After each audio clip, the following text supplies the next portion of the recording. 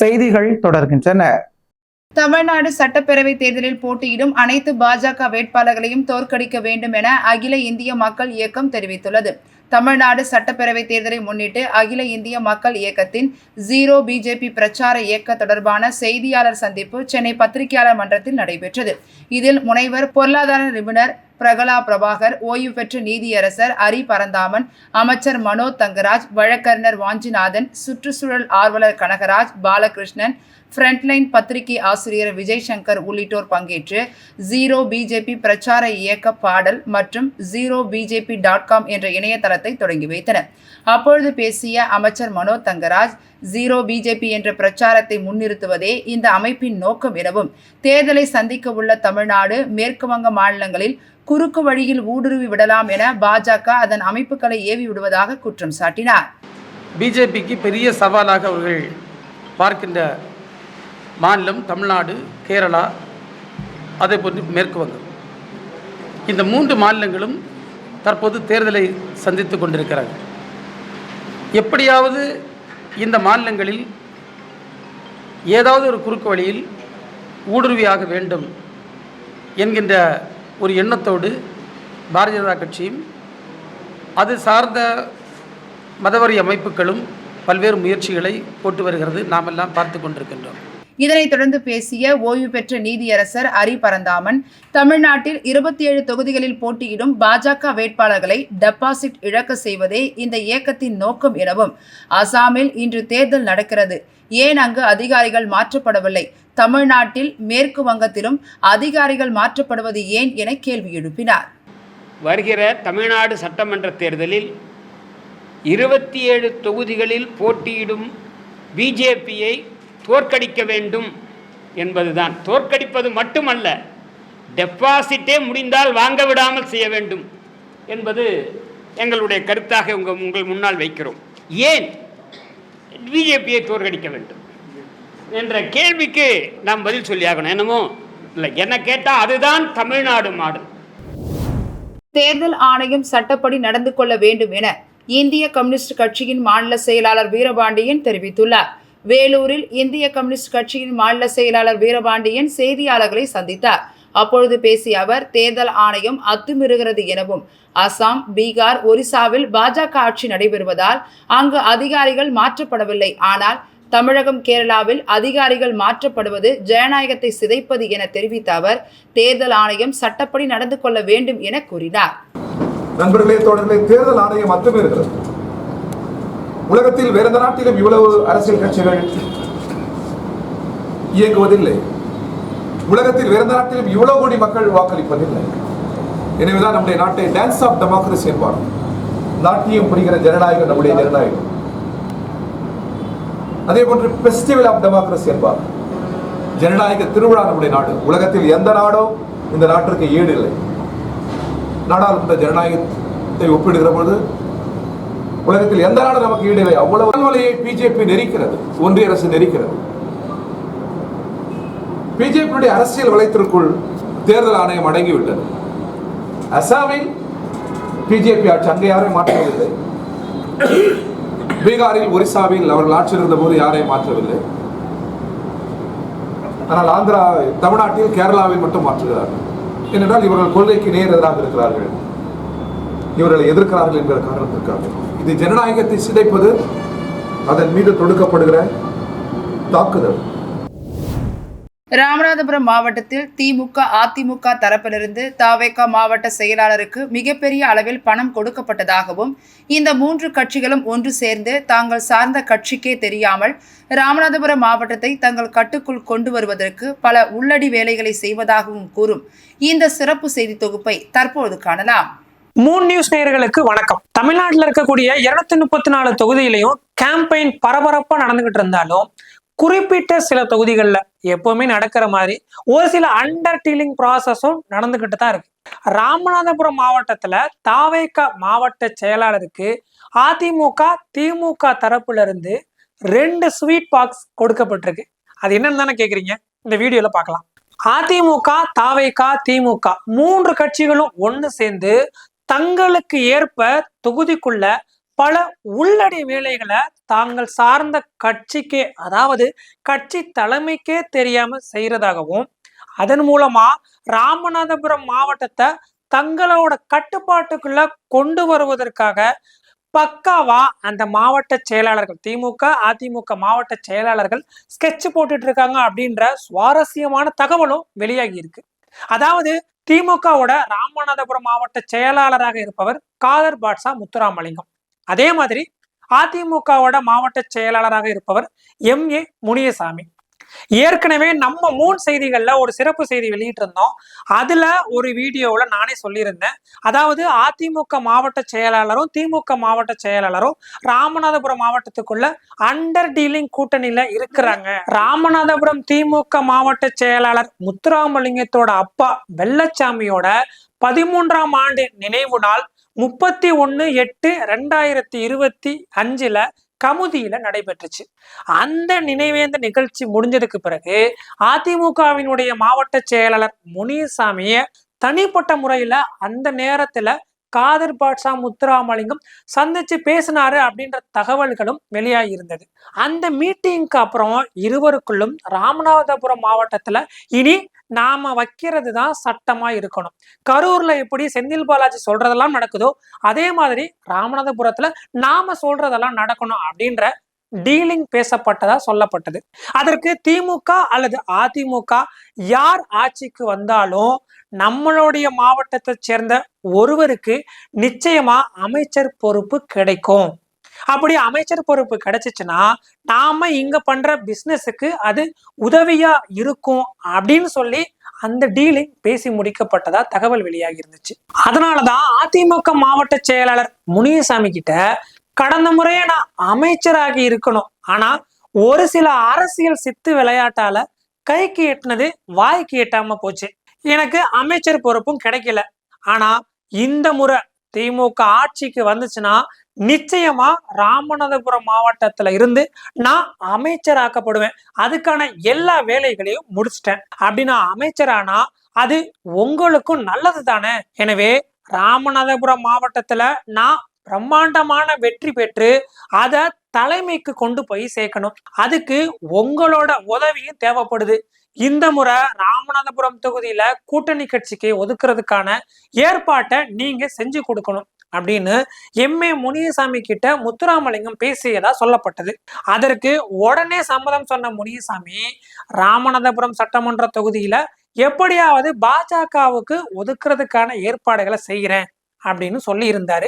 அதே மாதிரி நாம பழைய வீடியோல சொன்ன மாதிரி அதிமுக சார்பா தேசிய ஜனநாயக கூட்டணியில பாஜகவுக்கு ராமநாதபுரம் தொகுதி ஒதுக்கப்பட்டுச்சு. இந்த தொகுதியில K நாகேந்திரன் அப்படின்றவரு பாஜக சார்பா தாமரை சின்னத்துல போட்டியிட இருக்கிறாரு. அதே போல திருவாடானை சட்டமன்ற தொகுதியில என்னோட ஒய்ஃப் கீர்த்திகாவை வேட்பாளரா அறிவிப்பதற்கு அதற்கான ஏற்பாடுகள் எல்லாத்தையுமே நான் செஞ்சுட்டேன். இது தொடர்பா எடப்பாடி பழனிசாமி அண்ணன்கிட்டையும் பேசிட்டேன், அவரும் எனக்கு அப்பவே டிக்கெட்ஸ் கொடுத்துட்டாரு, திருவாடானை தொகுதி உங்களோட மனைவிக்கு தான் அப்படின்னு சொல்லி. அதுக்கு ஏற்றாறு போல திருவாடானை சட்டமன்ற தொகுதிய என்னுடைய மனைவி போட்டி போடணும். அதனால போன முறை மாதிரியே இந்த முறையும் உங்க தலைமை கிட்ட பேசி காங்கிரஸ் கட்சிக்கு உங்க கூட்டணியில ஒதுக்குனீங்கன்னா எங்களுடைய வெற்றி ரொம்ப எளிமையா இருக்கும், அதுக்கான வேலையை நீங்க செஞ்சு கொடுங்கண்ணே அப்படின்னு சொல்லி முனியசாமி காதர் பாட்ஷா முத்துராமலிங்கத்துக்கிட்ட கோரிக்கை வச்சிருந்திருக்காரு. கடந்த முறை திருவாடானை தொகுதியில வெற்றி பெற்ற RM கருமாணிக்கம் அம்பலம் அந்த தொகுதி மக்கள் கிட்ட கடுமையான அதிருப்திய சம்பாதிச்சு வச்சிருக்கிறாராம். அதனால மீண்டும் அவருக்கே அந்த தொகுதியில சீட்டு ஒதுக்கப்பட்டுச்சுன்னா என்னுடைய மனைவி மிக எளிமையான முறையில ஜெயிச்சிருவாங்க அப்படின்னு முனியசாமி நம்பிக்கையோட இருந்திருக்கிறாரு. ஒருவேளை அதிமுக ஆட்சி அமைஞ்சிச்சுன்னா மாவட்டத்துக்கு முன்னுரிமை கொடுக்கணும்ன்ற அடிப்படையில என்னோட ஒய்ஃபை எப்படியாவது எடப்பாடி அண்ணன்கிட்ட சொல்லி அமைச்சர் ஆக்கிருவேன், அதற்கான வாய்ப்பும் ரொம்பவே அதிகமா இருக்கு, எனவே நீங்க இந்த ஏற்பாட்டை பக்காவா செஞ்சு கொடுக்கணும் அப்படின்னு கோரிக்கை வச்சிருந்திருக்காரு. அதுக்கேத்த மாதிரியே முத்துராமலிங்கமோ எப்படியோ என்னென்ன வேலைகளையும் பார்த்து இந்த முறையும் காங்கிரஸுக்கு குறிப்பா கருமாணிக்கத்துக்கே அந்த தொகுதியை ஒதுக்குறதுக்கான வேலைகளை செஞ்சு முடிச்சிட்டாரு. இப்போ அந்த தொகுதியில காங்கிரஸ் சார்பா கருமாணிக்கம் தான் போட்டியிடுறாரு. இப்படி இருவரும் அண்டர் டீலிங் பேசி முடிச்சிருந்தாலும் இவர்களுக்கு இடைஞ்சலா இன்னொரு கட்சி இருக்குன்றத உணர்ந்தாங்க. அது வேற யாரும் இல்லைங்க, தமிழக வெற்றி கழகம். குறிப்பா சொல்லணும்னா ராமநாதபுரம் சட்டமன்ற தொகுதியிலையும் சரி, திருவாடனை சட்டமன்ற தொகுதியிலையும் சரி, தாவேகா கணிசமான வாக்குகளை பெறும் பட்சத்துல அதுதான் இந்த வேட்பாளர்கள், அதாவது கீர்த்திகா முனியசாமியும் காதர் பாட்ஷா முத்துராமலிங்கத்தினுடைய வெற்றி தோல்வியை தீர்மானிக்கும். என்னதான் நாம டீலிங் பேசி முடிச்சிருந்தாலும், என்னதான் நாம அண்டர் டீலிங் நமக்குள்ள பேசி முடிச்சிருந்தாலும், இந்த இடைஞ்சலையும் சரி செஞ்சாதான் நம்மளோட ரூட் கிளியர் ஆகும் அப்படின்ற அடிப்படையில ராமநாதபுரம் தாவேகாவுடைய மாவட்ட செயலாளர் மலர்விழி மற்றும் அவருடைய கணவர் ஜெயபால தங்களோட கட்டுப்பாடு கொண்டு வர்றதுக்கான வேலைகள்ல 2 பேருமே ஈடுபட்டதா சொல்லப்படுது.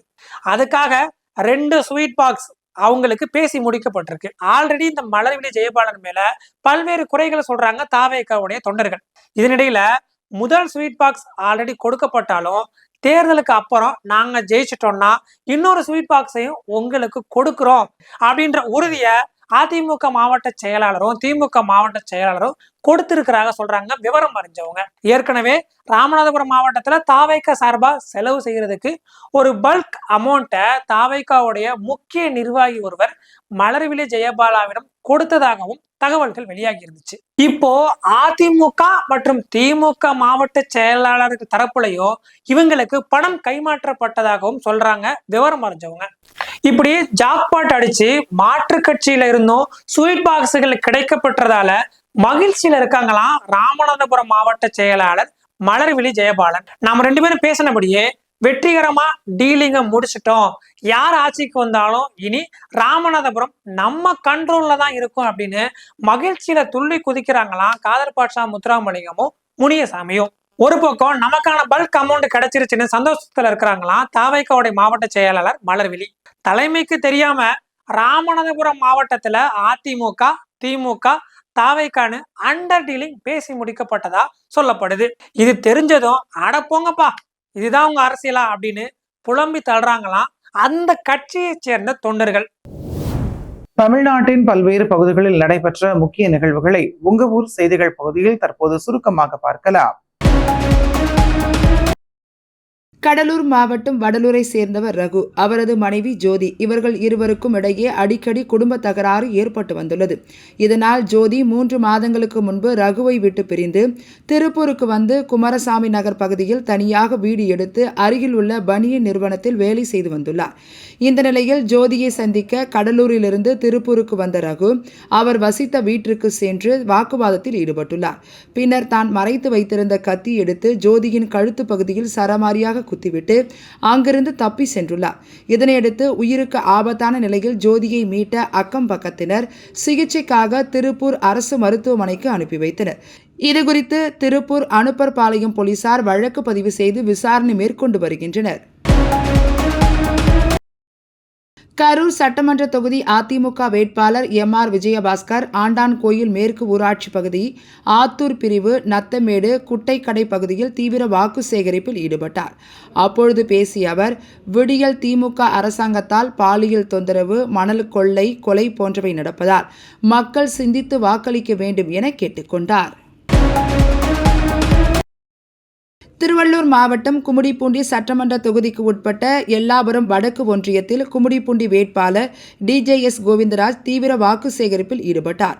அப்பொழுது அப்பகுதியில் உள்ள டீ கடையில் பொதுமக்களுக்கு டீ போட்டு கொடுத்து நூதன முறையில் வாக்கு சேகரித்தார்.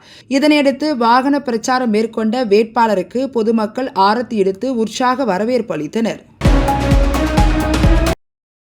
திண்டுக்கல் மாவட்டம் கொடைக்கானல் எம் தெருவில் 73 ஆண்டுகளாக வழிபாட்டு தலமாக புனித மிக்கேல் அதிதூதர் ஆலயம் இருந்து வருகிறது. அந்த வழிபாட்டு தலத்தை நீதிமன்ற உத்தரவின்படி வருவாய்த்துறையினர் பொக்லைன் இயந்திரம் மூலம் அகற்ற வந்தனர். பின்னர் இதுகுறித்து தகவல் அறிந்து வந்த அப்பகுதியை சேர்ந்த பொதுமக்கள் எதிர்ப்பு தெரிவித்து வருவாய்த்துறையினரிடம் வாக்குவாதத்தில் ஈடுபட்டனர். பின்னர் திருஹிருதய ஆண்டவர் ஆலயத்தின் வட்டார அதிபர் ஜெயசீலன் தலைமையில் மும்மத தலைவர்கள், அனைத்து கட்சியை சேர்ந்த நிர்வாகிகள், பொதுமக்கள் உள்ளிட்ட 500க்கும் மேற்பட்டவர்கள் கொடைக்கானல் வத்தலகுண்டு பிரதான சாலையில் அமர்ந்து மறியலில் ஈடுபட்டனர். இதனால் சுமார் 2 மணி நேரம் போக்குவரத்து பாதிக்கப்பட்டது. இதனையடுத்து வழிபாட்டு தலத்தை அகற்றும் பணி தற்காலிகமாக நிறுத்தப்பட்டது. தேனி மாவட்டம் பெரியகுளம் சட்டமன்ற தொகுதியில் அம்மா மக்கள் முன்னேற்ற கழகத்தின் சார்பில் வேட்பாளராக டாக்டர் கதிர்காமு நிறுத்தப்பட்டுள்ளார். இந்த நிலையில் இவர் இன்று பெரியகுளம் பகுதியில் உள்ள அரசு ஆண்கள் மேல்நிலைப் பள்ளி விளையாட்டு மைதானத்தில் நடைபயிற்சி மற்றும் விளையாட்டு பயிற்சியில் ஈடுபட்டு கொண்டிருந்தவர்களிடம் தீவிர வாக்கு சேகரிப்பில் ஈடுபட்டார்.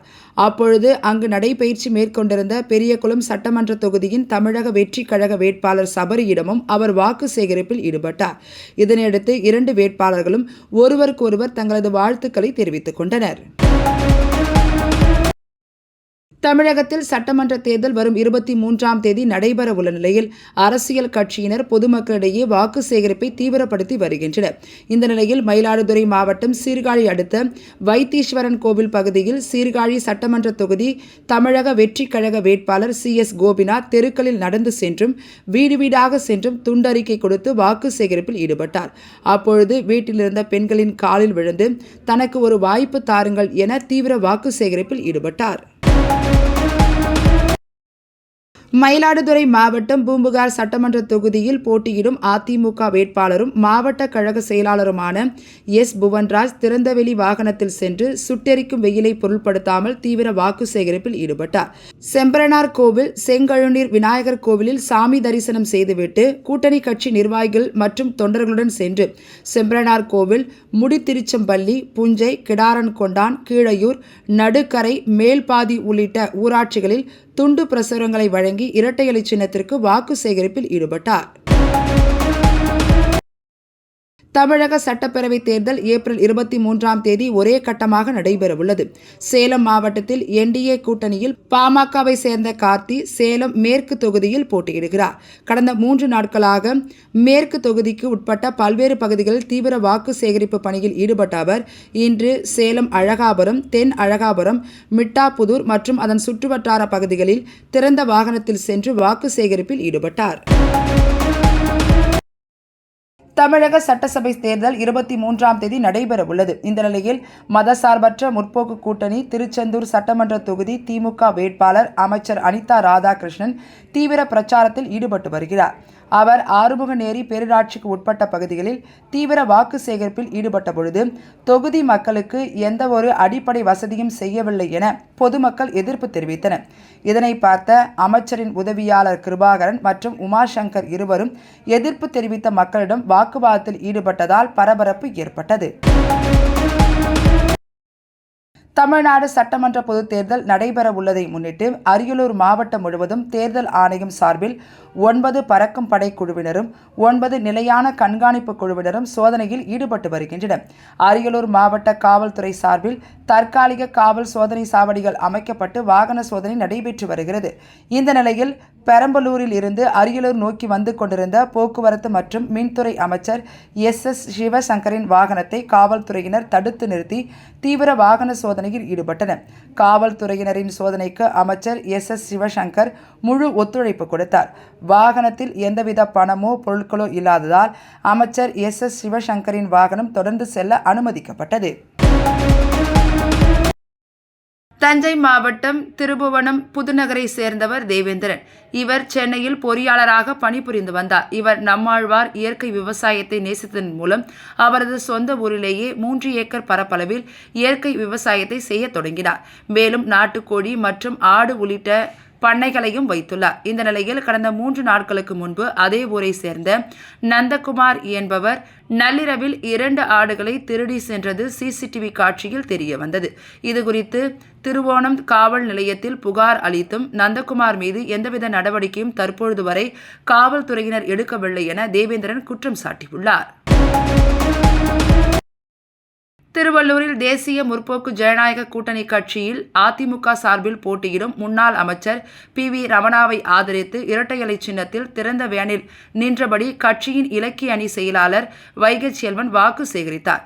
அப்பொழுது பேசிய அவர், அதிமுக வெற்றி வாய்ப்பில் முன்னோக்கி செல்கிறது, திமுக பின்னோக்கி செல்கிறது எனவும் கருத்து கணிப்புகள் தற்பொழுது தலைகீழாக மாற தொடங்கியுள்ளது எனவும் தெரிவித்தார். தமிழகத்தில் தேர்தல் களம் சூடுபிடித்துள்ள நிலையில் ராயபுரம் சட்டமன்ற தொகுதியில் போட்டியிடும் திமுக வேட்பாளர் சுபைர்கான் அவர்களுக்கு அகில இந்திய கிறிஸ்துவ பொதுநல இயக்கம் மற்றும் இந்திய ஒருங்கிணைந்த சுதந்திர திருச்சபை தங்களது முழு ஆதரவை தெரிவித்துள்ளது. இந்நிலையில் இன்று ராயபுரத்தில் செய்தியாளர்களை சந்தித்த இந்த இயக்கத்தின் பிரதிநிதிகள் திமுக வேட்பாளரின் வெற்றிக்காக தங்களது இயக்கத்தினர் தீவிரமாக பணியாற்றுவார்கள் என உறுதியளித்தனர். தமிழகத்தில் 32 மாவட்டங்களிலும் பரவியுள்ள இந்த இயக்கம் மாநிலம் முழுவதும் திமுக கூட்டணிக்கு தங்களது ஆதரவை தொடர்ந்து வெளிப்படுத்தி வருவது குறிப்பிடத்தக்கது.